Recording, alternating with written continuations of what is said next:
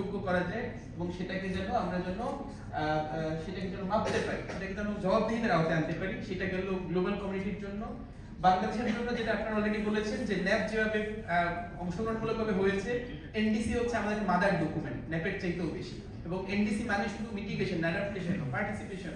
তো সেই এনডিসিটাকে আমরা কিভাবে একটা অংশগ্রহণমূলক এনডিসি আমরা করতে পারি। এর আগের এনডিসি গুলো খুবই সরকার একা একা হয়তো করেছে, বাট আমাদের সবার অংশগ্রহণ হলে এনডিসিটা খুব একটা ভালো জায়গায় আসবে। আমাদের এসটিজি আমরা বলেছি, আমরা তো অনেকগুলো ব্লকের আওতায় আমরা কাজ করি, কখনো জি77 চায় না, কখনো এলডিসি গ্রুপ।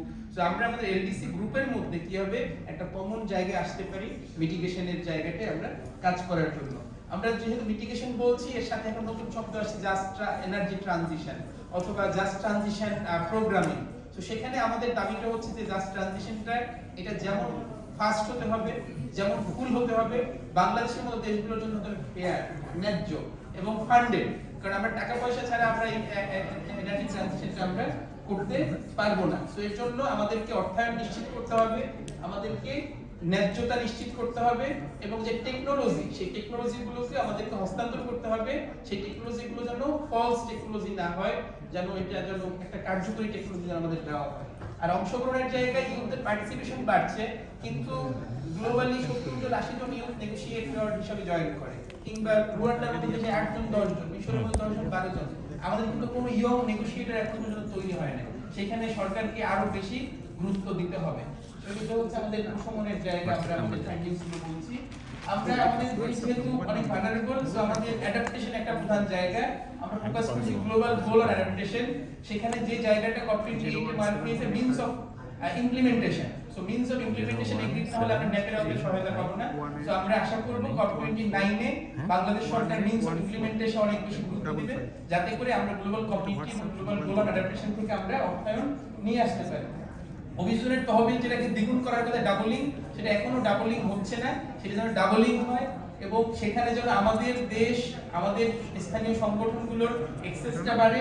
সেই টাকাটার জন্য জবাবদিহিতা হয় যে আমরা অ্যাডাপ্টেশন ফান্ডকে লস এন্ড ড্যামেজে দিয়ে দিলাম, লস এন্ড ড্যামেজের ফান্ডে হিউম্যানিটেরিয়ান ফান্ডে দিয়ে দিলাম, ওডিএতে দিয়ে দিলাম, এভাবে না করে যেন একটা স্বচ্ছতা জবাবদিহিতা আমরা নিশ্চিত করতে পারি। আর অ্যাডাপ্টেশনের জায়গায় গ্লোবাল গোল হলেও কাজটা হতে হবে লোকালি। তো স্থানীয় মানুষের আইডিয়া, স্থানীয় মানুষের জ্ঞান, লোকাল জ্ঞান, সেটা যেন আমরা নিশ্চিত করতে পারি। আর আমরা মনে করি একজন নারী একটা মুরগি পালন করতেছে, এটাই এলএলএ, ওইটাই এলএলএ না। এলএলএ হচ্ছে একটা সিস্টেম, অর্থাৎ ওই নারীর মতামত ইউনিয়ন পরিষদের মেকানিজমে আসতেছে কিনা, তার হাতে ফান্ডিং এর কন্ট্রোলটা আছে কিনা, তার হাতে ডিসিশন মেকিং এর কন্ট্রোলটা আছে কিনা। তাহলে পুরো shifting the power to the grassroot, financial autonomy to the grassroot, সেইখানটায় যেন আমরা কাজ করতে পারি। সেই কাজটা যদি না করতে পারি, তাহলে অনেক ঘটনা ঘটবে, অনেক ভুল অ্যাডাপ্টেশন ঘটবে, যেটা অলরেডি বাংলাদেশে শুরু হয়েছে। তো এটাকে দূর করতে গেলে আমাদের স্থানীয় নেতৃত্বে অভিযোগকে আগে নিতে হবে, আর হচ্ছে প্রকৃতি বান্ধব সমাধানগুলোকে অনেক বেশি সামনে নিয়ে আসতে হবে। তাহলে হচ্ছে আমরা এই গ্লোবাল গোল অন অ্যাডাপ্টেশনকে আমরা রিচ করতে পারবো। আমাদের বেশ কিছু ফান্ডিং আছে, অ্যাডাপ্টেশন ফান্ড, জিসিএফ, আমরা মনে করি এই ফান্ডিং গুলো ফিট ফর পারপাস না, এগুলো আমাদের চাহিদাকে পূরণ করছে না। সো অ্যাডাপ্টেশন ফান্ড, জিসিএফ ফান্ডের যে প্রসেস, এটাকে আমরা প্রস্তাব করছি, এটাকে সংস্কার করতে হবে, যাতে আমরা ভান্ডারেবল দেশগুলো যেন ইজিলি পাই। কারণ অনেক গরিব দেশ ফান্ডিং পাচ্ছে না, কিন্তু যারা কম ভান্ডারেবল, মিশরের মতো দেশ, তারা অনেক বেশি ফান্ডিং পেয়ে যাচ্ছে। সো এখানটা আমাদের মনে হয় যে আসল কাজটা হচ্ছে না। আর অভিযোজনের যে অ্যাডাপ্টেশন গ্যাপ রিপোর্ট আমরা জানি, সেখানে বাংলাদেশের 12 গুণ অর্থায়ন দরকার, কিন্তু সেই 12 গুণ অর্থায়ন আমরা পাচ্ছি না। সেই অ্যাডাপ্টেশন ফান্ডের গ্যাপটাকে আমাদের পূরণ করতে হবে। ইউনিয়ন প্রক্রিয়া নিয়ে মনে হয় হাসান ভাই একটা কথা বলতে চাই।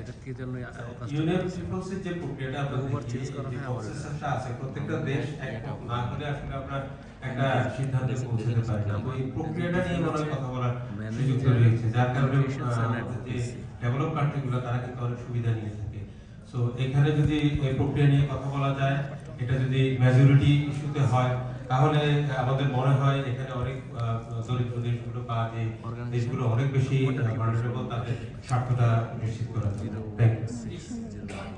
যে ইউনিয়ন যে কনসেনসাস মেকানিজম, সেটাকে আমরা ভোটিং এর কোন মেকানিজম করা যায় কিনা, অন্য কোন প্রক্রিয়া করা যায় কিনা, কারণ এই ইস্যুতে সব দেশ একমত হয়ে একটা সিদ্ধান্ত আসবে, সেটা আসলে ভাবা খুব কঠিন এবং অনেক সময় ডেভেলপ হয়ে যায়। আমরা সেগুলো চাই না। আমরা জানি নেক্সট কপের মূল issue of NCQG, new collective quantified যে গোল, সেখানে বাংলাদেশ থেকে আমরা দাবি তুলতে চাই এই অর্থায়নটা যেন অফিশিয়াল নাম্বারে তো এটা যেন সায়েন্টিফিক বেসড হয়, নিড বেসড হয়, আমাদের অগ্রাধিকার ভিত্তিক হয়। আর আমরা অনেক বাংলাদেশের যেমন ভালনারেবিলিটি আছে, আমাদের অনেক সহনশীলতার গল্প আছে, অনেক ভালো ভালো উদ্যোগ আছে। আমরা কপের মতো ফোরামগুলোতে সেই গল্পগুলো আমরা তুলে ধরতে পারি না পারি মুভমেন্টে, না পারি অনেক সাইড ইভেন্টে। সবাই বাংলাদেশের গল্পগুলো শুনতে চায়। তো আমরা আশা করব আগামী কপে যেন বাংলাদেশের ক্লাইমেট কমিউনিকেশনটা আরো বেশি স্ট্রং হয় এবং আমরা যেন